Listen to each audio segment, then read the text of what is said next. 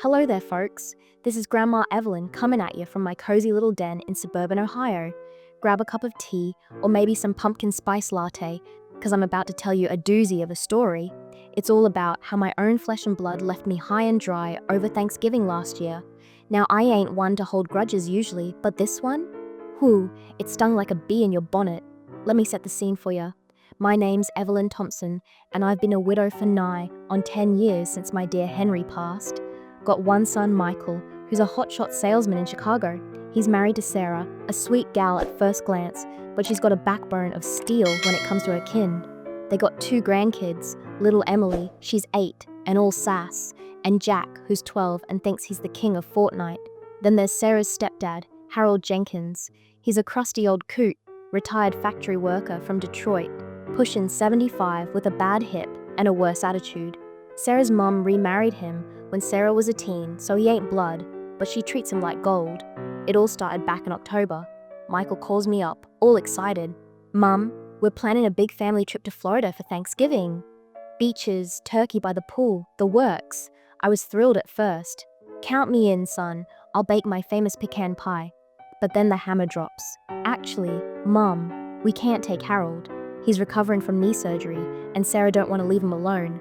Could you, stay back and watch him? Just for the week? Watch him? Like he's a toddler?" I felt my heart sink faster than a lead balloon. "But Michael, it's Thanksgiving. Family time." He hems and haws. "Come on, Mom. You're so good with folks. Harold likes you. Likes me?" The man barely grunts hello at barbecues. Sarah jumps on the line, all sugar.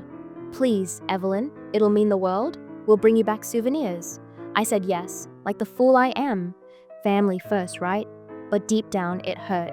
They packed up the minivan, Michael, Sarah, Emily, Jack, waving goodbye from the driveway. "Love you, Grandma. See you soon." Off they went to sunny Florida, posting pictures on Facebook of palm trees and ocean waves. Me? Stuck in the cold Midwest with Harold, who showed up with a suitcase and a scowl. The first day was rough. Harold's house was a mess, newspapers everywhere, fridge full of beer and expired milk. I cleaned up, cooked him chicken noodle soup, helped with his meds. He grumbled the whole time. "Don't need no babysitter." I bit my tongue, thinking about my family laughing on the beach. Why me? Why not hire a nurse? By evening, I was crying in the guest room, feeling forgotten. Little did I know, this was just the beginning. Harold and I. We were about to turn the tables in ways they'd never see coming. Alright, dears, welcome back to part 2 of my tale. If you're just joining, hit that subscribe button. I got more stories where this came from. Now, where were we? Ah yes, me alone with Harold in his drafty old bungalow while my family soaked up the sun. Those first few days, pure loneliness wrapped in a bow of resentment. But hang on, because things start to shift. Thanksgiving morning rolls around, and I'm up at dawn fixing a small turkey dinner for 2. No big family table, no grandkids' laughter, just the tick-tock of Harold's grandfather clock. I scroll through Facebook, seeing Michael's posts. "Best holiday ever? Missing you, Mom." Yeah, right. They're posing with Mickey Mouse at Disney. Sarah smiling wide, kids with ice cream. My eyes welled up. I felt like the leftover cranberry sauce nobody wants. Harold shuffles in on his walker, sniffing the air. "Smells decent," he mutters. That's high praise from him. We eat in silence at first, watching the parade on TV. Then, out of nowhere, he says, "They ditched you too, huh?" I nearly choke on my stuffing. "What do you mean?" He sighs, poking at his mashed potatoes. Sarah's always been like that. Puts on a show, but when push comes to shove, she looks out for number 1. Turns out, Harold's got his own beef. Sarah's mum passed 5 years ago, leaving him a modest inheritance. Sarah's been hinting at it ever since, wanting him to loan money for vacations and such. "She thinks I'm a burden now that I'm laid up," he grumbles. "But I raised her like my own after her real dad skipped town." I nod, sharing my side, how Michael promised to visit more after Henry died, but life's always too busy. By afternoon, we're talking more. I help him to the living room, put on some old westerns. He opens up about his Navy days, showing me faded photos. I tell him about raising Michael, the sacrifices. "Kids these days," I say, "they forget who wiped their noses." Harold chuckles. First time I heard him laugh. "Ain't that the truth, Evelyn?" Evening comes and we share pie by the fire. My phone buzzes with a quick video call from Florida. "Happy Thanksgiving, Grandma." Harold okay? Emily asks. I force a smile. We're fine, sweetie, but inside anger brews. They could have included us, or at least checked in more. Harold sees my face after I hang up. They don't get it, do they? I shake my head. No, but maybe it's time they learned. That night, lying in bed, I stew. Emotional? You bet. But revenge? It's percolating. Harold mentions he's got some savings tucked away, and Sarah's been pushy about his will. What if we shook things up? He whispers. I grin in the dark. Oh honey, this grandma's wheels are turning. Stay tuned for part 3. The bonding gets deeper and the plot thickens. Hey y'all, Grandma Evelyn here with part 3. If you're hooked, give this video a thumbs up. It helps this old gal out. Last time, Harold and I started opening up over turkey. Now the real magic happens. What started as duty turns into something genuine, laying the groundwork for our little revenge scheme. Buckle up. The days after Thanksgiving blur into a routine, but a comfy one. I drive Harold to physical therapy, cook hearty meals like pot roast and cornbread, stuff that sticks to your ribs. He teaches me poker in the afternoons. I whoop him at Scrabble. You're a shark, Evelyn, he hollers when I lay down quixotic for triple points. We laugh till our sides hurt, sharing stories that make the house feel less empty. One evening, rain pounding the roof, Harold pulls out an old photo album. Wanna see Sarah as a kid? There she is, pigtailed and gap-toothed, riding a bike he bought her. I worked double shifts for that, he says softly. Tears glisten in his eyes.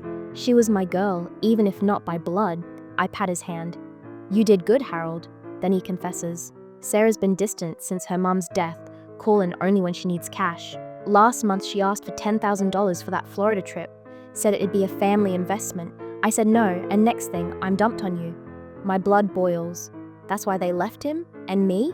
I spill about Michael, how he borrowed money for his house down payment, promising to pay back, but never did. They treat us like ATMs, I say. Harold nods. With the old folks, they pat on the head and forget. But talking it out, it's cathartic. I feel seen for the first time in years. We start planning small acts of independence. I help Harold set up online banking, something Sarah never bothered with. He transfers some funds to a new account, just in case. We binge-watch true crime shows, joking about getting away with murder. But really, it's planting seeds. One night, over cocoa, he says, Evelyn, you're like the sister I never had. I blush. And you're the grumpy uncle I needed. Our bond, solid as oak. Meanwhile, family texts trickle in. How's Harold? Trips amazing exclamation mark. No real concern, it fuels the fire. By week's end, Harold's walking's better, and we've got a pact. When they get back, he whispers, we'll show 'em what forgotten feels like. Emotional highs and lows? Check revenge brewing? Double check. Part 4's where it all heats up. Don't miss it, sweeties. Welcome back, my dear viewers. This is Grandma Evelyn, diving into part 4. If you ain't subscribed yet, what are you waiting for? Hit that bell. Now, with our bond stronger than ever, Harold and I get down to brass tacks. The revenge, it's emotional, clever, and oh so satisfying. No harm, just a wake-up call they'll never forget. The family's due back in 2 days. Harold's feeling spry, thanks to my care and his therapy. We sit at the kitchen table, sipping coffee, plotting like a couple of old spies. First, I say, we gotta hit him where it hurts, the wallet and the heart. Harold grins, his eyes twinkling. I like your style, Evelyn. Step 1, the will. Harold calls his lawyer buddy, updates his estate plan right there on speakerphone. Sarah was set to inherit most everything. House, savings, even his vintage car collection. Now, he leaves her a token amount, donating the bulk to charity and, get this, naming me as a beneficiary for a chunk. For your troubles, he winks. It's not millions, but enough to make a point. We laugh, imagining her face. Step 2, the evidence. We snap photos of his messy house before I cleaned, his empty fridge, proof they left him in a lurch. I forward him to my email just in case. Then, we record a little video on my phone. Harold thanking me profusely, saying how abandoned he felt. Evelyn saved the day, he says dramatically. We'll accidentally share it with family later. Emotional twist. We talk deep. Harold admits he's lonely, scared of nursing homes. I confess I feel invisible since Henry died. But together, I say, we ain't alone. He hugs me, first time ever. Tears flow, but good ones. It's healing. Final prep, we spruce up the place, bake cookies, act normal. But under it all, Payback? When the minivan pulls up, Michael and Sarah burst in, tan and tired. Mom, Harold, missed you, hugs all around. We smile sweetly. Over dinner, Harold drops the bomb casually. Evelyn's been a godsend, thinking of moving in with her permanently. Their jaws drop. What? But Dad, Sarah stammers. I chime in. Oh, and Harold updated his will. Charity gets most. Figured you folks are doing fine. Silence. Michael's face reddens. Mom, that's unexpected.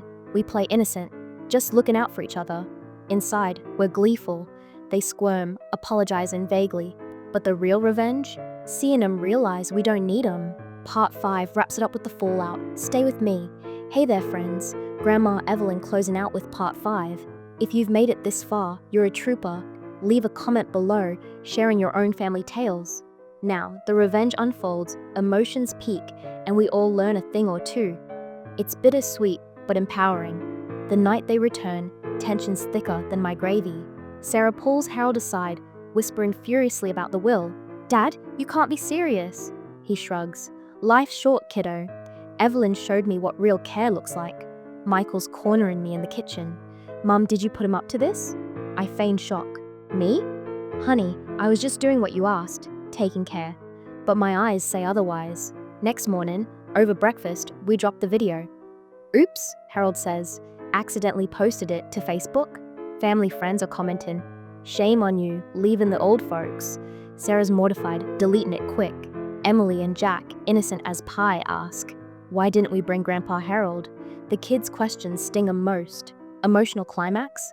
Sarah breaks down crying. I didn't realize, I was so wrapped up in the trip.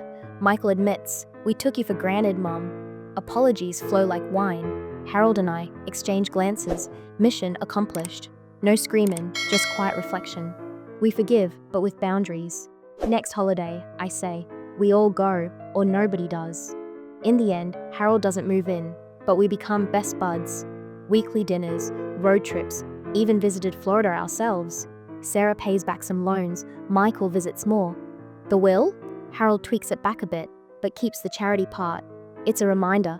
Looking back, that Thanksgiving hurt, but it healed too. Revenge wasn't about hurting, it was about waking him up. We old folks got wisdom, strength. Don't underestimate us. If your family's leaving you out, speak up. Bond with the unexpected. Life's too short for grudges. Thanks for listening, dears. If this touched ya, share it with someone who needs it. God bless and happy holidays, make 'em count. See you in the next story.